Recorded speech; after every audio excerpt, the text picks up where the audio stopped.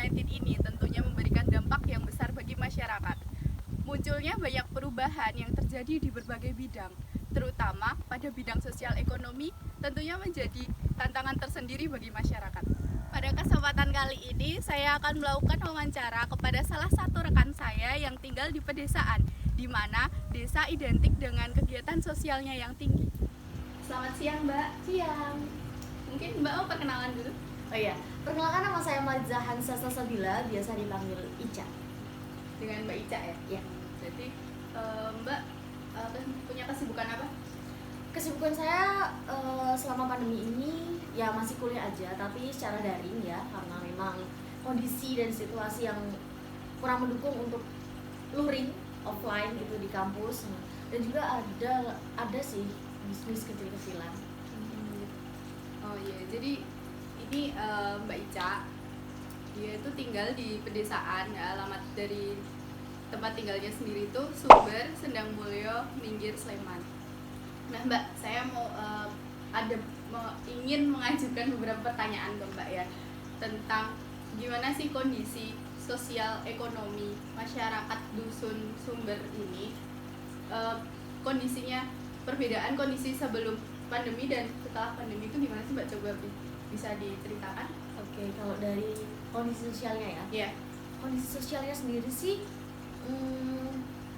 ya pasti adalah yang namanya keterbatasan ya dalam situasi pandemi kayak gini tuh, kayak perkumpulan, biasanya kan perkumpulan kan di desa kan, kayak perkumpulan Karang Taruna atau pemuda, terus ada namanya mungkin ada yang mengadakan pernikahan, gitu kan, pernikahan, terus ada kumpulan bapak-bapak, ibu-ibu ataupun paguyuban yang lain. Terus dan juga ada juga yang membedakan di sini adalah ketika ada orang meninggal, itu juga berbeda sama sebelum pandemi gitu. Berarti memang terjadi perubahan yang drastis gitu ya Mbak, kondisi sebelum pandemi dan saat telah memasuki pandemi hingga saat ini. Nah, Mbak sendiri mengikuti Karang Taruna di desa? Iya, kalau di dusun ini saya mengikuti, saya juga maksudnya sebelum pandemi juga sering ada perkumpulan gitu, tapi semenjak pandemi ya kita hanya berkomunikasi lewat grup WhatsApp saja, karena dan juga apa ya, teman-teman yang pemuda yang lain kan juga memiliki kesibukan sendiri gitu juga. Ya kita memaklumi lah dengan pandemi seperti ini sekarang ini, kebutuhan juga tetap ada gitu kan. Ya kita semuanya saling maklumi gitu. Apalagi mengingat pandemi ini semua serba online, itu malah justru menjadi kesibukan sendiri yang mengharuskan diri di rumah gitu ya Mbak. Kemudian Mbak sendiri jabatan di Karang Taruna itu sebagai apa? Saya sebagai bendahara. Oh, sebagai bendahara. Ya, berarti pengurus harian ya? Pengurus harian. Jadi kalau misalnya ada, kan biasanya kalau sebelum pandemi kan ada pernikahan yang mungkin dirayakan ya, kayak ada resepsinya gitu-gitu kan. Nah kita juga pasti adalah pengeluaran untuk memberikan hadiah, kado seperti itu. Dan juga itu kan dari juga kas yang ada di pemuda kan. Tapi semenjak pandemi kas terhenti, tapi ya memang pengeluaran juga berkurang gitu kan. Berarti selama pandemi ini kegiatan tersebut dihilangkan atau dikurangi atau bagaimana? Kalau pernikahan itu selama pandemi ini kayaknya belum ada di dusun ini ya, di dusun ini belum ada. Kalau takziah ada kan, karena takziah itu kan sesuatu yang tidak bisa diprediksi kan. Makanya takziah itu kayak ada seripah gitu ya di dusun ya, seripah gitu. Nah itu kan kita dari pemuda pun mengeluarkannya waktu dan tenaga, dan bukan berbentuk dana. Jadi kas juga masih ini ya, masih ada, maksudnya nggak, kebutuhan kita nggak terlalu banyak juga sih, karena kita juga nggak ada kegiatan yang berkumpul gitu yang membutuhkan dana besar gitu ya Mbak. Betul. Jadi ketika ada takziah hanya memerlukan pemuda untuk meluangkan waktu gitu ya, untuk membantu sesama gitu ya. Selanjutnya gimana sih Mbak ketika sudah diberlakukan PPKM ini, apakah mungkin rapat rutin Karang Taruna itu bakalan diagendakan lagi? Untuk sementara ini sih belum ada wacana ya, karena memang di masa pandemi dan juga nggak, sebenarnya faktornya nggak cuma di masa pandemi, karena memang kesibukan masing-masing juga kan. Iya. Masing-masing anggota pemuda ini juga banyak kesibukannya, terus karena ya banyak faktor lah mbak ya, kalau mau memulai kembali. Malah justru dipikirkan berulang kali ya Mbak. Iya, betul. Kemudian nih Mbak, ngomong-ngomong tentang sosial, kan sudah nih kita ngobrol ke ekonomi tentang bisnisnya Mbak Ica tadi yang dijelaskan. Mbak sendiri bisa menjelaskan bagaimana sih Mbak bisa memulai bisnis ini? Oke, jadi saya tuh bisnis kecil-kecilan itu di bagian kuliner, di bidang kuliner. Jadi saya tuh sebenarnya punya ide ini itu malah di saat pandemi. Jadi kan saya kalau kuliah ngekos di kos, jadi kita nggak ada waktu buat, ya bukan nggak ada waktu sih, karena memang Sulit meluangkan waktu. tempatnya juga terbatas kan kalau di Iya. kosan kan. Nah ketika pulang pandemi, terus kok sepertinya kok ngelangut gitu ya kalau bahasanya ya. Ngelangut itu gitu. Indonesianya apa ya? Gabut Oh. ya, gabut Iya, ya. bahasa gaul banget nih. Iya.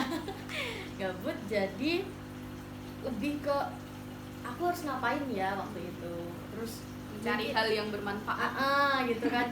Terus juga pundi-pundi uang kan sebagai mahasiswa juga kalau udah nggak offline itu Betul sekali. berkurang sekali Kita ya. sangat sulit untuk mendapatkan uang saku dari orang tua. Itu sangat relate sekali teman-teman. Nah itu saya akhirnya oh iya ini nih kayaknya bisnis risol, tapi yang kan kalau biasa di pasar-pasar risol sayur sudah.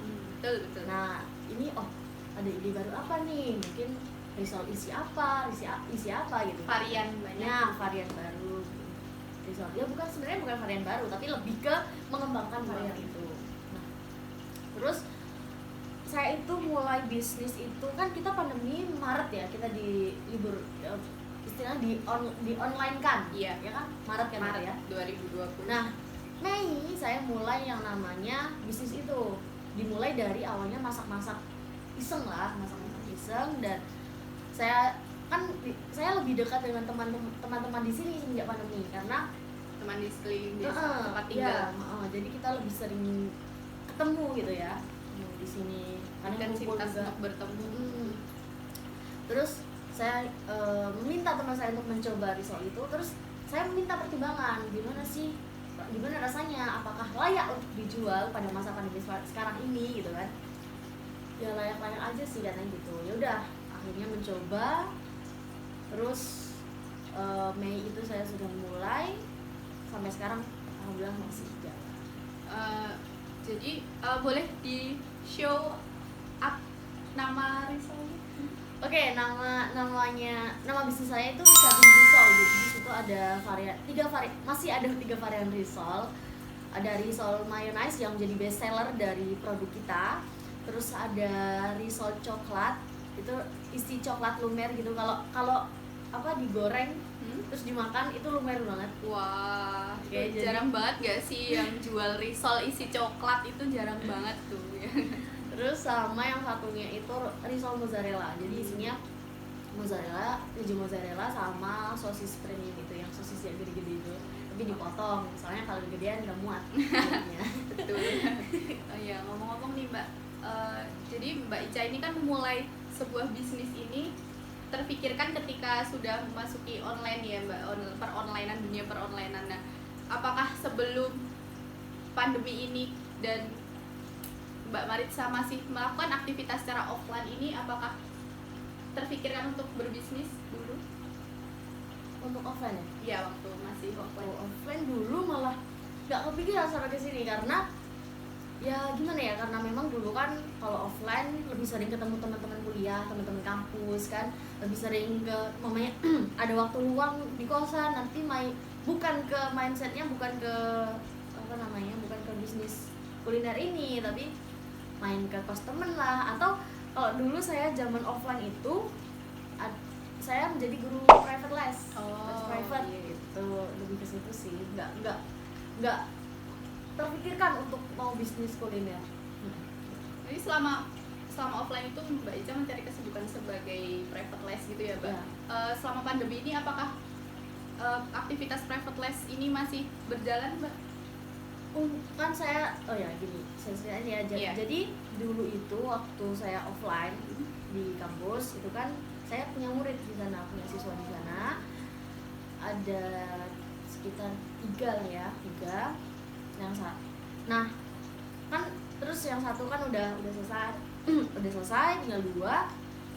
Semenjak pandemi ini saya juga bingung mau kesananya karena memang jarak yang cukup jauh dari rumah. Iya. Jadi saya mempertimbangkannya lagi kan, terus saya bilang ke wali muridnya untuk saya izin dulu karena selama pandemi juga waktu itu kan memang sedang naiknya gitu loh. Iya. Jadi kita khawatir gitu karena perjalanan jauh juga waktu itu. Terus pada akhirnya di masa online ini saya ada murid baru yang lebih dekat jaraknya dari rumah gitu.